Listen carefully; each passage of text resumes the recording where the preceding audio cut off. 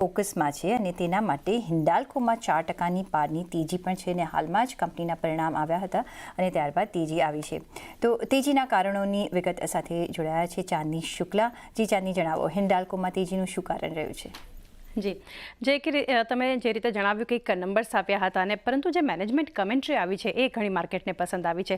શું કારણ છે કે અહીંયા તેજી છે? કોપર અને એલ્યુમિનિયમ માર્જિન્સ જે છે એ ઘણા સારા આપણને અહીંયાથી લાગી રહ્યા છે ને અનિશ્ચિતતા છતાં પણ ક્ષમતા વિસ્તરણ પર કંપનીનું ફોકસ છે એમ પણ તેઓ જણાવી રહ્યા છે.